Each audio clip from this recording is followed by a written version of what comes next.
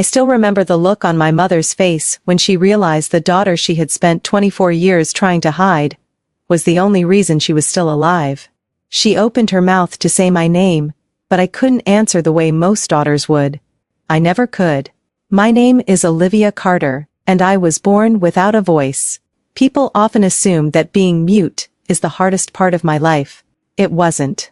The hardest part was growing up in a family that acted like my silence was something to be ashamed of.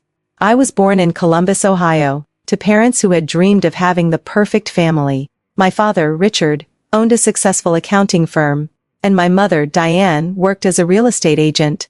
They had the nice house with the white fence, the perfectly trimmed lawn, and every holiday decoration you could imagine. Then, I came along. When I was a baby, my parents noticed I never cried the way other babies did. I made sounds, but no real voice ever came out. After countless doctor visits, specialists finally confirmed that I had been born with a rare condition that left me unable to speak. I could hear perfectly. I could understand everything. I simply couldn't produce words. My parents cried the day they received the diagnosis. For years, I believed they cried because they felt sorry for me. As I grew older, I realized they were crying for themselves. Mom became obsessed with pretending everything was normal. Whenever relatives visited, she would coach me beforehand. If someone asks you a question, she'd say, just smile. Dad would add, don't make things awkward. Awkward. That word followed me through my entire childhood. By the time I was 6, I understood that awkward really meant embarrassing. At family reunions, my cousins ran around laughing, while I sat quietly coloring by myself. If someone asked why I never talked, my mother answered before I could even grab my little notebook. She's very shy. I wanted to tell them the truth. I wanted to tell them I wasn't shy at all. I loved people. I loved conversations. I just couldn't join them the way everyone else did. But nobody asked me. They asked my parents. And my parents answered for me. School became my escape. The first week of first grade terrified me. I worried every child would laugh the moment they realized I couldn't answer attendance. Instead, my teacher, Mrs. Reynolds, smiled warmly when I handed her the letter my parents had written. She knelt beside my desk and wrote on a sheet of paper, "We'll figure this out together." It was the first time an adult made me feel like I wasn't a problem to solve. She taught the class a few basic hand signals. She encouraged my classmates to wait while I wrote answers. Within weeks, everyone treated me normally. Children adapted much faster than adults. Unfortunately, every afternoon I had to go home. Home was different. If I earned an A on a test, Mom nodded without looking away from her phone. If I won an art contest, Dad would say, "That's nice." Meanwhile, when my younger brother Ethan scored a goal during soccer practice, my parents celebrated all weekend. I loved Ethan. None of it was his fault. He actually tried to include me. Sometimes he'd sit beside me after dinner and ask me questions while I answered on my tablet. He never rushed me. He never acted annoyed. He treated my silence like it was simply another way of communicating. I wish my parents had done the same. When I turned 12, my aunt invited our entire family to Thanksgiving. I spent all afternoon helping Mom bake pies. I even wore the new sweater Grandma had mailed me for my birthday. Just as I picked up my coat, Mom stopped me. "I think it would be better if you stayed home." I frowned. She sighed. "There are going to be a lot of guests." Dad didn't even look up from tying his shoes. "It'll just be easier." I grabbed my notebook. "Why?" Mom hesitated. "You know people ask questions." I wrote again. "I can answer with my tablet." Dad finally looked at me. "Olivia, not everyone has the patience." Patience. Another word adults loved using. What they really meant was inconvenience. I stayed home that Thanksgiving. I watched Christmas movies alone, while my family posted smiling pictures online. Every caption said the same thing. "So grateful to spend today with family." I wondered if they realized they'd left one family member behind. As I got older, I became incredibly observant. When you can't interrupt conversations, you learn to notice everything. tiny facial expressions, nervous habits, people's true emotions hidden beneath polite smiles. Photography became my passion because it captured all the silent moments everyone else missed.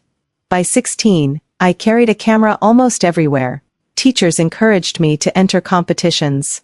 I started winning. One photograph I took of an elderly veteran saluting his late wife's grave earned first place in a statewide contest. The award ceremony was on a Saturday. Both my parents promised they'd come. I kept looking toward the entrance throughout the ceremony. Every time the doors opened, my heart jumped. They never arrived. Later that evening, I discovered why. Dad had forgotten. He'd taken Ethan to a baseball tournament instead. "I'm sure there'll be another contest," he said casually. There wasn't. Not like that one. I cried myself to sleep, holding the trophy in my arms.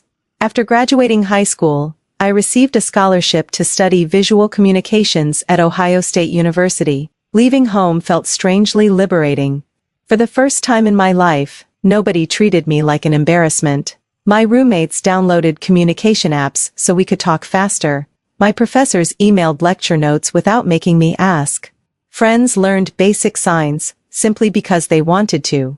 Nobody made me feel like I was asking for too much. I flourished. I graduated with honors, started working as a documentary photographer, traveled throughout Ohio telling stories through images instead of words. Ironically, the woman who couldn't speak made a living helping other people find their voices. Despite everything, I never stopped hoping my parents would someday accept me. Every birthday, every holiday, every visit home, I searched for signs they had changed. Sometimes I convinced myself they had. Then something would happen that reminded me nothing was different. One summer afternoon, Dad hosted a barbecue for business clients. I arrived early to surprise them. Before I even stepped into the backyard, Mom hurried over. "Olivia," she forced a smile. "Would you mind staying inside until everyone leaves?" I stared at her. She avoided my eyes. "I just don't want everyone asking questions." I looked across the yard.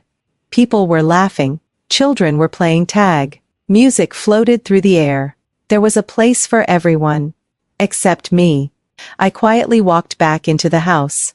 An hour later, I sat upstairs editing photographs while I listened to everyone enjoying themselves outside. I told myself I was used to it. The truth was, it still hurt, every single time. A few months later, Dad called unexpectedly. "Your mother and I are driving to Cincinnati this weekend." He sounded unusually cheerful. "We'd love to take you to lunch." I almost cried. Maybe this was it. Maybe things were finally changing. Saturday morning arrived bright and clear. We ate together at a small riverside restaurant. Mom asked about my work. Dad complimented one of my recent photo exhibitions. The conversation felt normal. After lunch, we decided to drive to a nearby scenic overlook before they headed home. Dad insisted on driving. Mom sat beside him. I climbed into the back seat. About 30 minutes later, heavy rain began falling. Traffic slowed. Dad muttered something about barely seeing the road. I noticed he seemed unusually tired. He rubbed his eyes repeatedly. Then I saw something else. His phone lit up in the cup holder. He glanced down for just a second. The SUV drifted slightly toward the shoulder. I immediately tapped his seat. He corrected the wheel. Everything seemed fine again. Until we reached a narrow bridge crossing a river swollen from the rain. An oncoming pickup truck suddenly hydroplaned. I watched it slide sideways directly into our lane. Dad froze. Mom screamed. I couldn't. My body reacted before my mind did. I lunged forward from the back seat and grabbed the steering wheel with both hands. Dad instinctively hit the brakes. I jerked the wheel just enough for our SUV to scrape along the guardrail instead of taking the full impact. The pickup slammed into the rear corner of our vehicle. The force spun us halfway around. Glass exploded. Metal screamed. Then, silence. For a few terrifying seconds, nobody moved. Rain hammered against the windshield. The smell of deployed airbags filled the cabin. I looked at my parents. Both were conscious. Shaken. Alive. Smoke drifted from the hood. I remembered something from a safety course I'd photographed for work. Vehicles involved in major collisions could catch fire. I unbuckled immediately. Dad looked dazed. Blood trickled down his forehead. Mom kept trying to open her jammed door. I climbed over the seat, forced my door open, then helped pull both of them outside. Only seconds after we reached the shoulder, flames appeared beneath the engine. Several motorists rushed over. Someone called 911. Paramedics arrived within minutes. One firefighter inspected the wreck before walking toward us. If you'd stayed inside another 30 seconds. He looked back at the burning SUV. This could have ended very differently. Mom slowly turned toward me. She finally understood. If I hadn't grabbed the wheel, none of us would have survived. At the hospital, doctors confirmed everyone would recover. Dad had a concussion. Mom had a broken wrist. I escaped with bruises and a sprained shoulder. Late that evening, Dad quietly entered my hospital room. He looked older than I'd ever seen him. He sat beside my bed, without saying anything. Finally, he whispered, "You saved our lives." I looked down. He covered his face with both hands. "I spent your entire childhood worrying about what strangers thought." His voice cracked. "And, today. So, the daughter I kept trying to hide became my hero." A few minutes later, Mom walked in wearing her wrist brace. She was already crying. "I owe you an apology that should have happened years ago." She reached into her purse and removed a small envelope. Inside were dozens of photographs, my photographs, newspaper clippings, competition certificates, magazine articles about my work. I kept every one of them. She sobbed. "I was proud of you." I stared at her. If she was proud, why had she never told me? She answered the question before I could type it. "Because every time I looked at you, I felt guilty.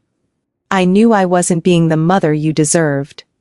So instead of facing that guilt, well, I avoided it." Dad nodded.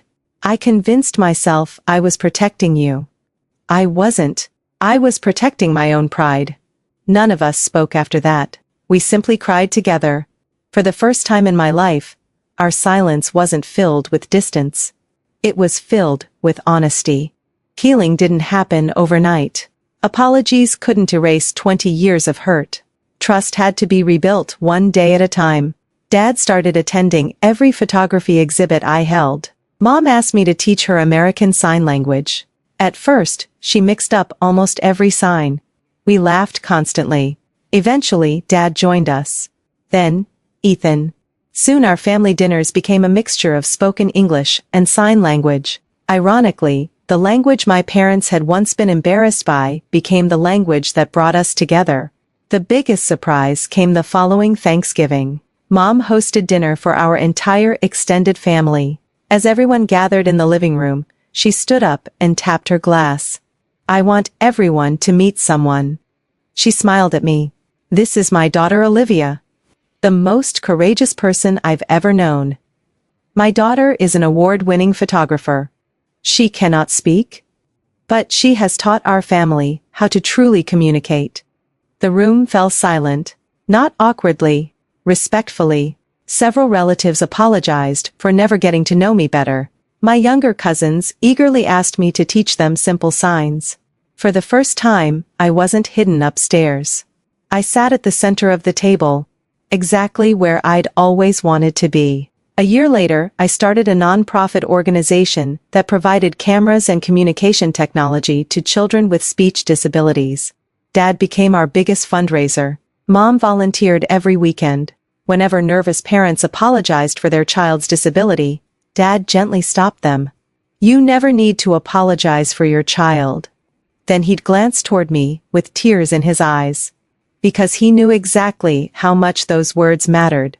People sometimes ask whether I wish I could speak. Of course I've wondered what my voice would sound like. But I've realized something. Having no voice never made me invisible. The people around me simply chose not to see me. The day my parents almost lost their lives, they finally saw the daughter who had been standing beside them all along. Not as a burden. Not as an embarrassment. Not as someone who needed fixing, but as someone worthy of love, respect, and pride. And that changed all of us forever.